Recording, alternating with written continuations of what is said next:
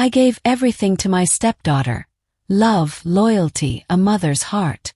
But I never expected the girl I raised would steal the man I married. The betrayal cut deep, but what came after?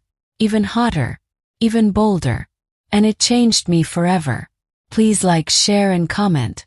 I never imagined I would be telling this story, let alone living it. My name is Caroline Mercer, and I once believed my life was nearly perfect.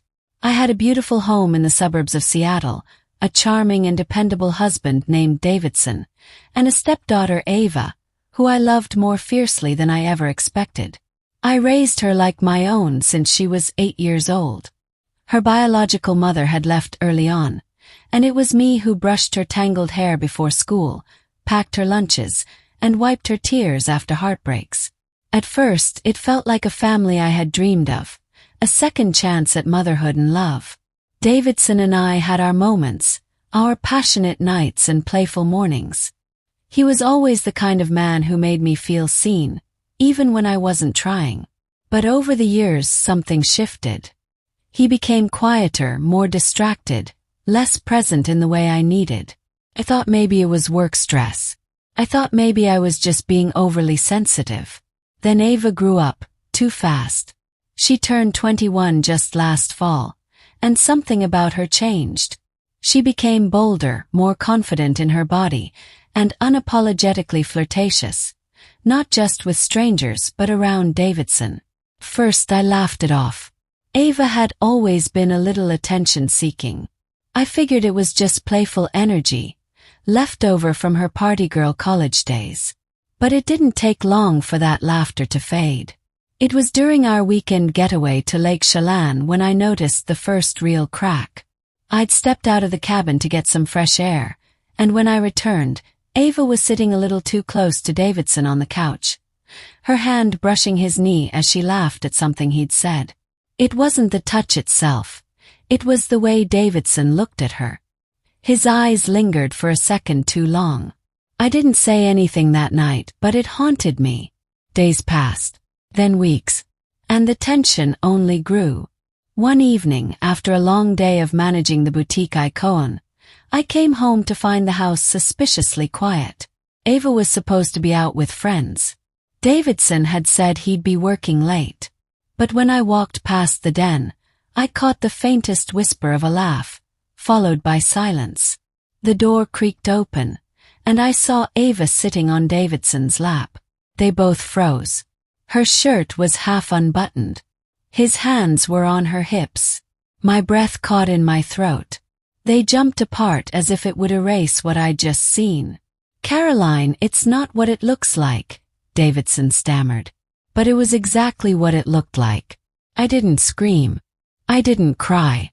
I just walked out the door and drove for hours with the windows down, trying to outrun the betrayal that clung to me like a second skin.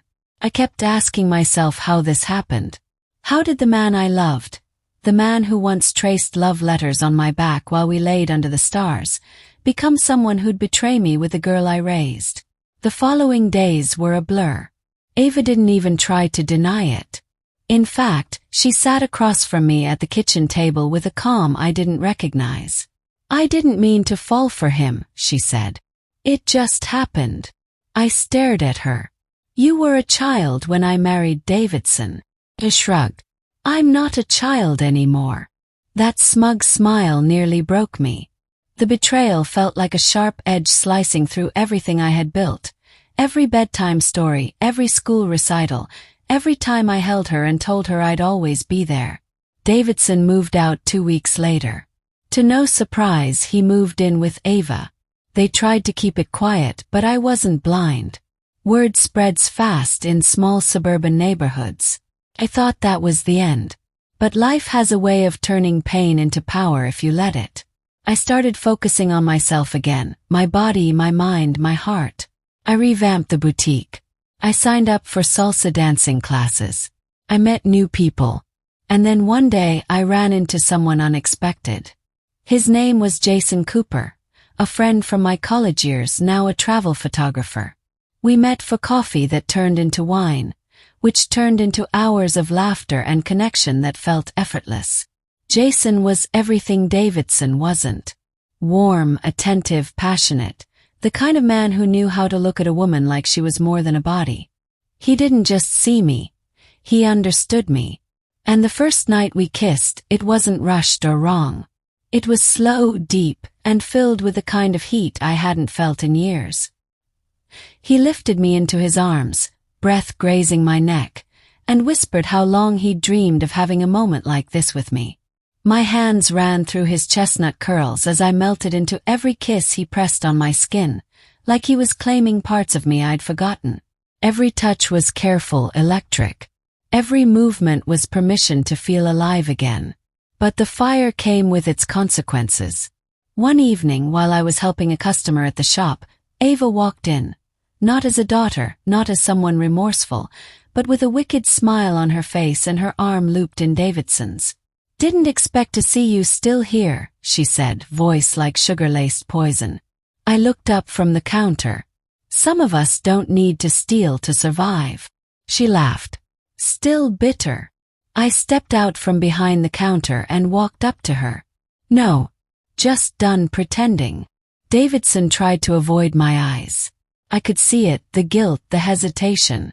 But it didn't matter anymore. Jason showed up minutes later. He placed a firm hand on my waist, kissed my cheek, and looked Davidson right in the eyes.